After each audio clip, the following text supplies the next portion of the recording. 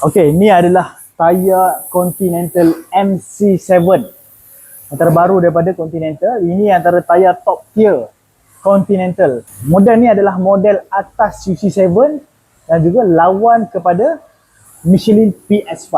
Okey, tayar ni kalau korang nak tahu, dia didesain khas untuk pasaran Asia Pasifik. Jadi itu yang membuatkan dia tayar yang terbaik untuk tahan cuaca panas dan hujan yang selalu dekat Malaysia. Apa kelebihan tayar ni nak bandingkan dengan MC6 model sebelum ni?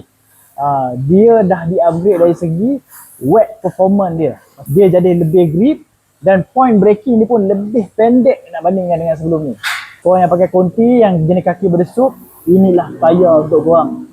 Safety, comfort dan juga performance untuk korang. Ciri-ciri khas tayar ni juga, dia sangat stable untuk cornering.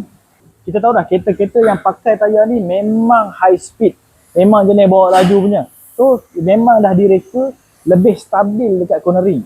Apa yang membuatkan dia lebih stabil? Sebab apa? Dia punya compound dia menggunakan reflect compound.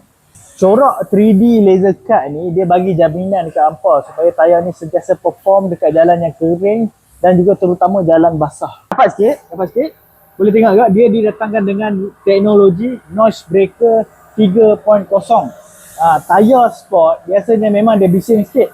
So, dia masukkan teknologi ni membuatkan tayar ni walaupun tayar sport, dia selesa dan juga senyap. Seperti model-model Continental yang lain, dia juga ada lengkung belah dalam ni. Ini saya panggil rim protector lah. So, bila kita pasang rim tu, rim kita duduk belah dalam. So bila kita terlanggar divider, yang cala hanya tayar sajalah. So rim kita terselamat, dia duduk belah dalam.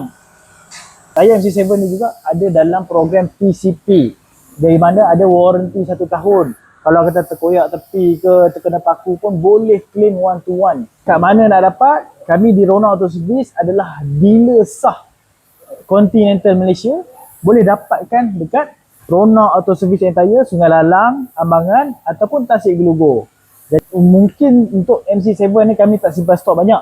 So kalau kata anda berminat, tekan link dekat bio, kontak kita punya admin, kita akan bagi harga dan kita boleh order untuk korang. So boleh datang ke Rona Auto Service.